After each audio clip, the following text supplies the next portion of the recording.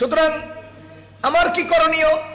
আমার করণীয় হলো কোন অত্যাচারী, সন্ত্রাসী, চোর, ডাকাত, চাঁদাবাজ কোন নেতা হলে, সে জামাত ইসলামের নেতা হলেও আমি তাকে সাপোর্ট দেব না, সে ধানের শীষের নেতা হলেও আমি তাকে সাপোর্ট দেব না, সে রিক্সা মার্কার নেতা হলেও আমি তাকে সাপোর্ট দেব না, সে হাত পাখা মার্কার নেতা হলেও আমি তাকে সাপোর্ট দিতে পারি না, সে নিজের কপালে জিবরাইল আলাইহিস সালামের প্রতিনিধি দাবি করলেও আমি তাকে সাপোর্ট দিতে পারি না। কারণ আমার আল্লাহ আমাকে নীতি নির্ধারণ করে দিয়েছেন।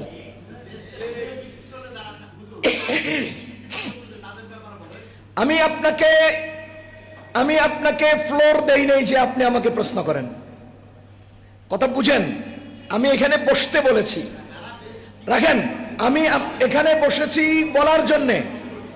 যদি আমি আপনাকে বলতাম যে আপনাদের কারো প্রশ্ন আছে কিনা, খেয়াল করেন, আমি যদি বলতাম যে আপনাদের কারো কোনো প্রশ্ন আছে কিনা, তাহলে সেই প্রশ্নের জবাব দিবেন, সেই প্রশ্ন আপনি করার সুযোগ পাবেন।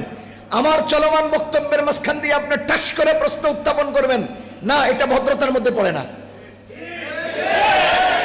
এটা ভদ্রতার মধ্যে পড়ে না। আমার বক্তব্য শেষ হোক, দেখেন, আমার বক্তব্য শেষ হোক, একটা 5 মিনিট 10 মিনিটে আমি বয়ান শেষ করব। আপনার কোনো প্রশ্নের জবাব থেকে গেলে তখন গিয়ে আপনি প্রশ্ন করবেন। কথা শুরু করি না, এখনই প্রশ্ন শুরু করছেন। দেখেন, ওয়ালা তাআওয়ানু আলাল ইসমি ওয়াল উদওয়ান, মসজিদ আল্লাহর ঘর, এটা আমিও জানি, আপনিও জানেন। সুতরাং আমার বক্তব্য চলাকালে আপনি যে আওয়াজ দিচ্ছেন, এটাও তো মসজিদ আল্লাহর ঘরের সাথে খেলাফ হচ্ছে। চুপ থাকেন, সবাই চুপ থাকেন, সবাই চুপ থাকেন। নির্বাচন বাইরে, এখন কি বলতেছি আমি? নির্বাচনের কথা বলবো না?